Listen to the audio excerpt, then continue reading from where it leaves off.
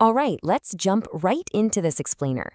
Today, we're unpacking a seriously fascinating digital user journey, Madame Tessia's Scratch Off Fortune. We're going to look directly at the source material from their site to understand exactly how this digital storefront operates. We'll track everything from that very first hook that grabs your attention all the way down to the fine print hiding at the bottom of the page. It's like a giant puzzle, so let's dive right in.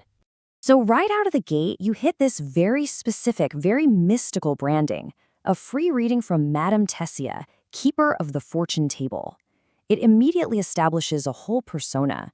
You're not just visiting a standard boring website, you're supposedly interacting with a specific character, this keeper of esoteric knowledge.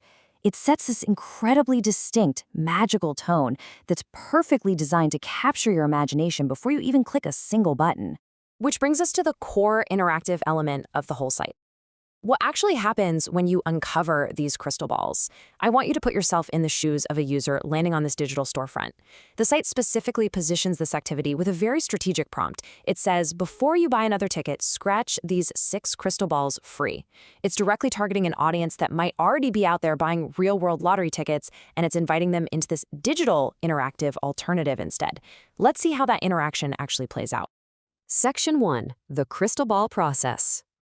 Here are the exact step-by-step physical instructions the site throws at the user.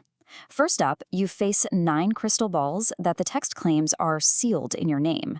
That's a highly personalized touch for what is, let's be real, a mass-produced website. Second, you're instructed to drag your finger slowly across the silver. And third, you choose any 6 to reveal your fortune numbers. So the really crucial thing to notice here is how this mimics the actual physical act of playing a scratch-off ticket. By making the user drag their finger and physically make a choice, that interactivity builds active engagement. You're not just passively reading, you're playing along. And once you finish that scratching process, you don't just get a generic, boring success screen. Nope, you get this specific message. Your 6 numbers have risen, friend. Just look at that language. Risen sounds totally mystical, almost like some ancient prophecy being fulfilled. And tossing in the word friend is a deliberate attempt to build this quick parasocial connection between you and the Madame Tessia persona. It's a highly personalized confirmation message designed to make the user feel special, and more importantly, invested in those numbers they just uncovered. Which brings us to Section 2, the illusion of urgency. Boom! Right after your numbers rise, you are hit with this, a 15-minute countdown timer. The site explicitly tells you your fortune numbers are held for you, right next to this ticking clock. This is a classic digital marketing tactic used to create a sudden, intense sense of immediate action. Think about it. You've just invested your time scratching those crystal balls, you've got your special numbers, and now you're being told you only have a super brief 15-minute window before you presumably lose them forever. And look closely at this phrasing here. Your luck window opens around soon. It is an absolutely fascinating piece of copywriting. It's intentionally vague. I mean, around soon isn't exactly a real measurement of time, is it? But when they place that vague promise right next to a literal, ticking 15-minute timer, it artificially pressures you to move forward, and fast. It totally manufactures a fear of missing out on this supposed luck window. Let's move to Section 3, the zero-cost promise. So, with that clock ticking down, what do they actually want you to do? Well, to make sure the timer doesn't just scare you off, the site aggressively emphasizes this core promotional promise. Getting this reading requires absolutely zero financial commitment upfront. They boldly declare, free reading, and, this is the kicker, no card needed. For a user who might be on the fence, worried about online scams or hidden subscription fees, explicitly stating that absolutely no credit card is required drastically lowers the barrier to entry. They just want you to keep moving through the funnel without hesitating.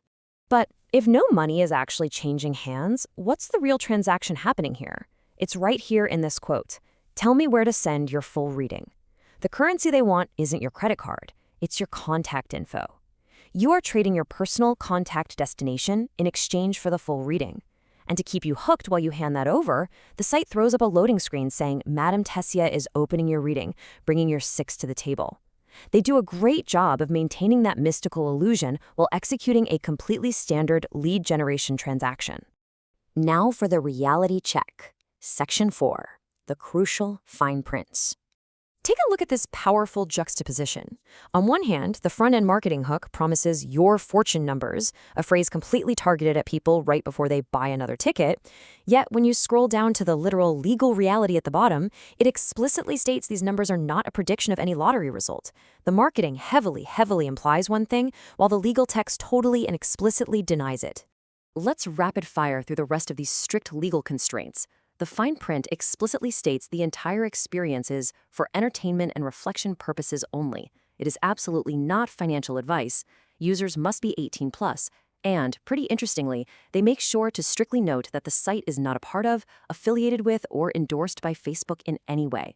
These boundaries are carved in stone to legally protect the entity running the site from anyone claiming they were promised real financial or lottery-winning services. And speaking of the entity actually running the site, the fine print finally reveals the true wizard behind the curtain. Turns out, it's not a mystical keeper of the fortune table after all. It's actually Providence Media Pte. Ltd. That is the real corporate entity utilizing the Madame Tessia persona to collect contact information through this whole interactive digital funnel. So, as we wrap up this explainer, I want to leave you with this final, kind of provocative question. Where exactly is the line between interactive digital entertainment and financial expectation? We've just seen how a site can use personalized interactivity, like scratching those 6 crystal balls, plus manufactured urgency and big zero-cost promises to capture your attention, all while legally covering themselves by stating it's purely for entertainment and reflection purposes.